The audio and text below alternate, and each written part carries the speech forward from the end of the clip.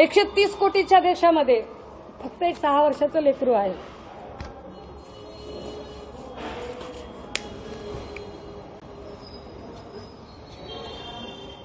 देवेंद्र फडणवीस साहेब काल 40 सेकंदाचा आपण बाईट दिला. 40 सेकंदाचा बाईट देताना आपण काही गोष्टी सांगितल्यात. माझ्या काल मेंदूतच घुसत नव्हतं.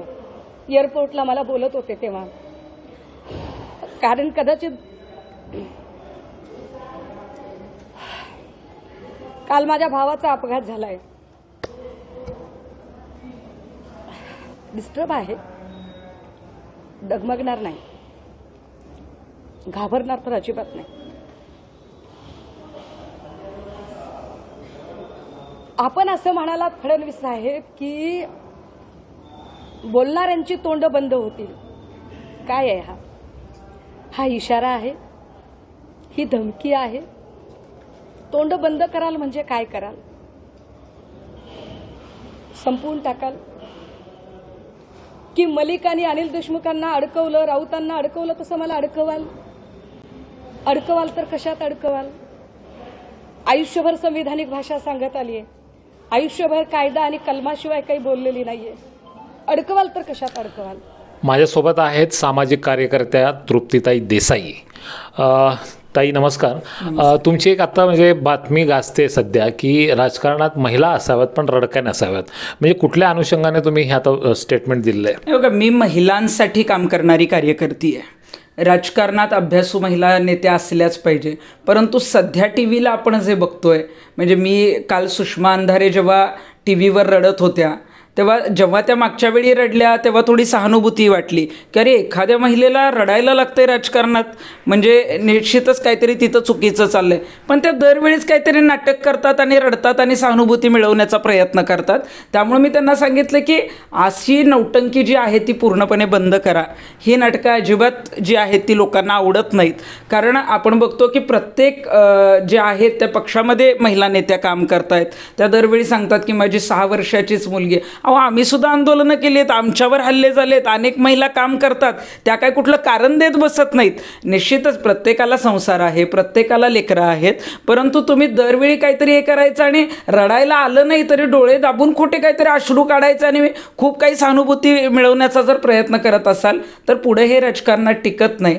जेव्हा काल ललित पाटीलचं प्रकरण आलं आणि देवेंद्र फडणवीसांनी सांगितलं की आता अनेकांची तोंड बंद होतील, अनेकांची तोंड बंद होतील हे फक्त सुषमा अंधारेंसाठी नव्हतंच, परंतु मग पत्रकार परिषद घ्यायची, काहीतरी माझ्यावरच खूप काही संकट आलंय आणि स्वतःच ओढवून घ्यायचं आणि काहीतरी टीका करायची. मला वाटतंय की त्यामुळं इतर राजकारणी महिलांकडे बघण्याचा दृष्टिकोन जनतेचा बदलायला लागला आहे. तुम्ही जर अशा वारंवार नाटक करून जर रडायला लागला तर आमच्या महिला ज्या तळागाळात काम करत आहेत, ज्या खरोखर राजकारणी आहेत, अनेक दुःखाला सामोरे जातात, अनेक अडचणींना सामोरे जातात, पण स्वतःचं दुःख किंवा मुद्दाम खोटं दुःख कधी कोणी दाखवत नाही. त्यामुळे मला वाटतं की राजकारणात आहात, चांगलं काम करा.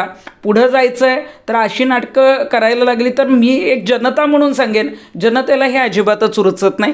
त्यामुळे मी तो त्यांना सल्ला दिलेला आहे. आता तुम्ही ललित पाटीलचा विषय काढला होता. काही लोकांचा आरोप असा आहे की म्हणजे देवेंद्र फडणवीस गृहमंत्री असताना ललित पाटील जो फरार झाला सिव्हिल ससून हॉस्पिटलमधून, या आरोपाबद्दल तुमचं मत काय? हे बघा, ललित पाटील हा एक मोहरा आहे.